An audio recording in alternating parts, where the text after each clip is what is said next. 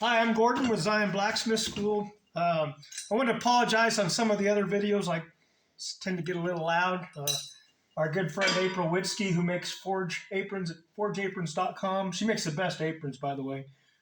She's always laughing because when her and her husband get together, we get to talking a little loud. It's our blacksmith voice, she calls it. So sorry about that. Today I'm going to go ahead and finish the oak and the grape leaves. I'll texture them, vein them, and work them in the stump to give them some life. I buy my blanks. I do have a plasma cutter, but I buy my blanks from Brent Christensen at Metal Artsman at Comcast.net. He's just been really good. He gets them right out to you. You can make your own designs. He has hundreds of designs. It's just cheaper time-wise for me to order them from him. And they come really clean. This one's been textured one side, but they're really clean. No edges. Very nice. And he'll cut them whatever gauge you want.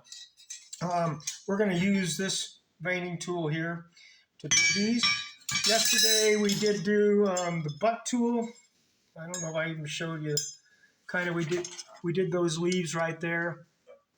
And we did it with these two tools that we make. We do make and sell them, but not on the site. You'd have to contact me. That's me or PM me. So I'm going to go ahead and go over these points here. We're going to texture pieces with the cross peen and talk about how to do that. We're going to turn the texture upside down and vein it in the veining tool. And then we're going to give it some life in the stump with the texture down. So we're going to talk about a few of those things in a minute. So let me get the forge started. All right, I'm going to go ahead and finish this leaf. I pretty much already textured it or raised the veins, as you can see. I do that by just coming over here, raising that up with my hammer like that. I did do this because I wanted you to see if you ever get one of these or make one.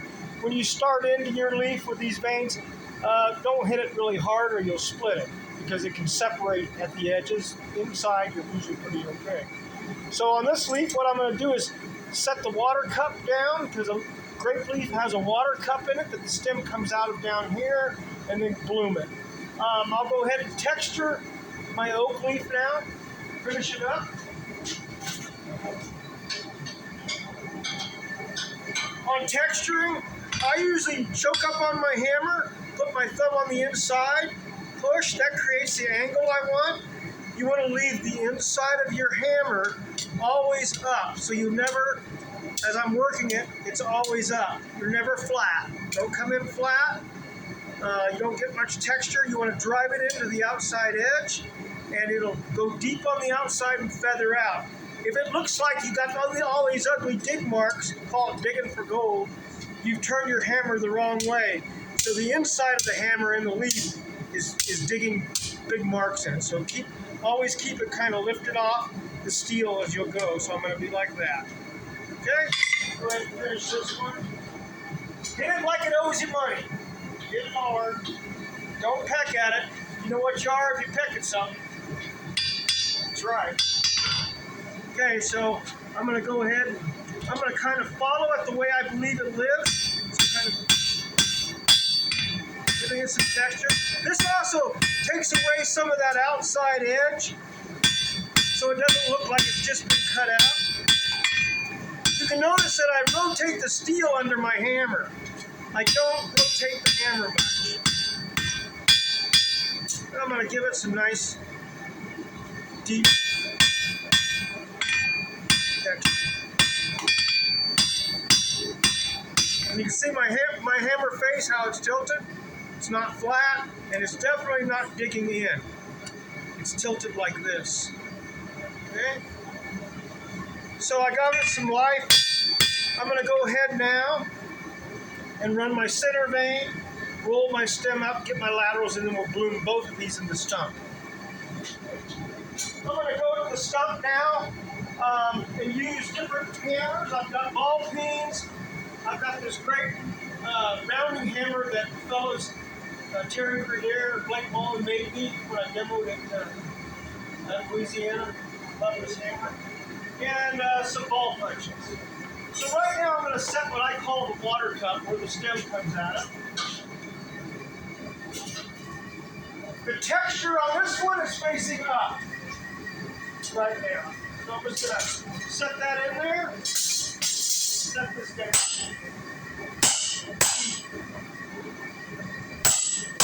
Okay, got that. And I'm working in a hollow. Now, I'm going to cool the water cup a little bit so it doesn't quite come out. I'm going to work these leaves right in the hollow. Oops.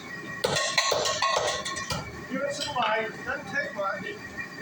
And this is all a personal thing, how you like it. Okay.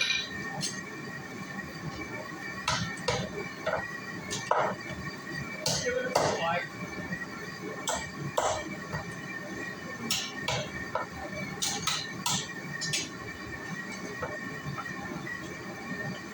And so you can kind of see I could spend time, take the tongs and give it some wiggling.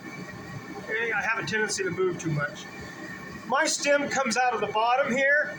If I don't have a stem attached to my metal piece when I have Brent cut them out, which I like this one does, I usually come out of here, and I would show you how later with a stem. You usually don't see much grape stems. They're underneath. Water kind of lays in that dip and feeds the stem out the bottom. The grape stems don't really come out back like a maple leaf or other leaf. Okay, so that's kind of where I'm going with that. I'm going to go ahead and vein my oak leaf. So the texture is going to be upside down now. The texture is facing down. Got this where you can see it. So tap it.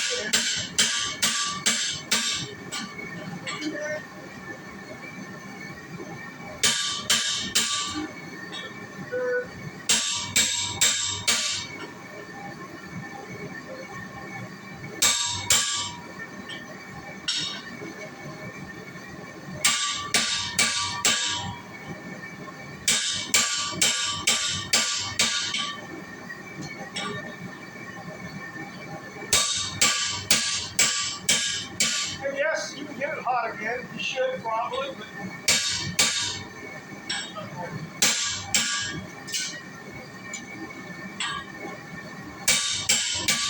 I'm going to go ahead and vein into my stem, just helps me to roll it up a little bit.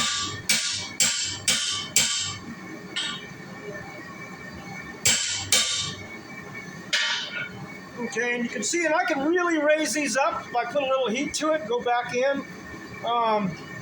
I'm going to roll this stem round now, and then we'll go ahead and give this some life. So I have the texture down when I do it, and raising the veins up towards the face. I can make it look a little better, and I might when I get it kind of shaped by going in hot. And I'm going to roll the stem up round. I don't know if I have the camera right. I got the camera clamped in a vise. I usually come to the step with a cross beam, going into that cut, that dip I made, getting it started and just roll it up like I did the rattlesnake earlier. And that gives me something to hold on to.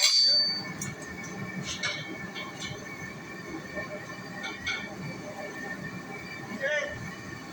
So I'm going to set it. I've got it set in the step, which is just a V, just to help me get that started. And I'm just going to coax it on around. Roll that up. You can see it in there or not. And you can see I've rolled that round. There's my seam. I can give it a little dress. So now I'm going to go in on this one into the stump. Swap tongs here. And I'm going to use some ball punches. And I'm just going to set them in here and give these lobes some movement, and then I'll give it some shape. And again, there's a lot of ways to skin a cat. They all taste the same. That's the way I do it.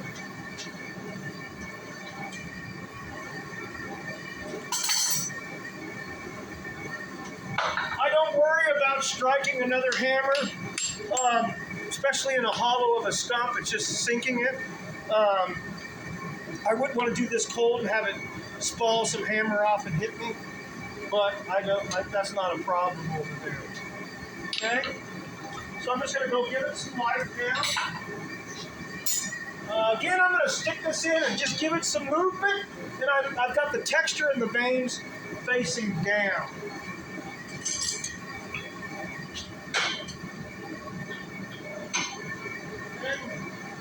And I'm just kind of up in the stump, not really in a hollow.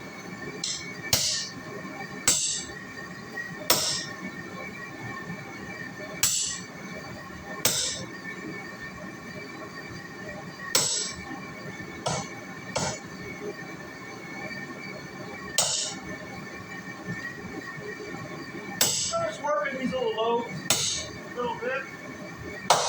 Having a look at it.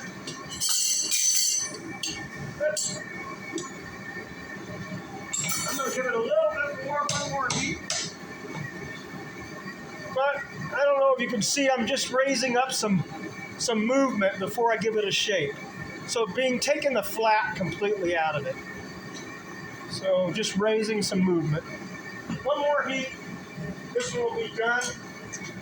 Probably the next leaf I'm going to do is one of my favorite leaves. It's a stylized leaf, and then we'll do another leaf on something else tomorrow, next day. I can't believe I'm doing this. I hate the telephone or the camera, but I am. One more time.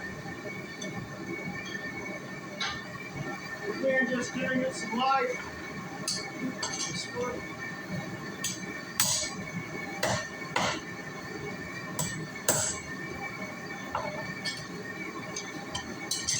Curling up already.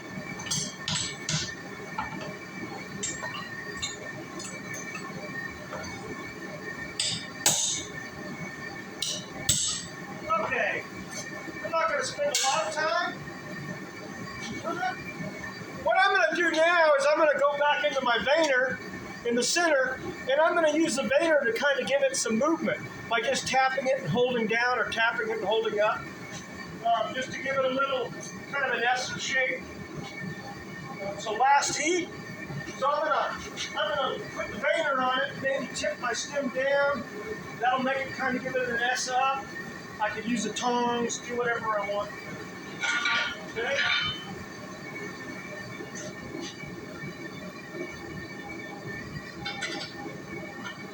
So I'm gonna stick it in here.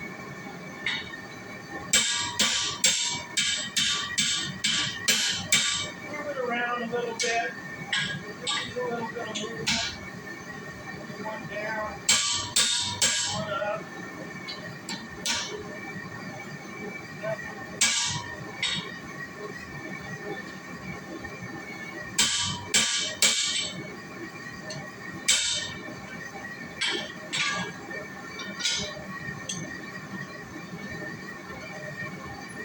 Okay, I about got it.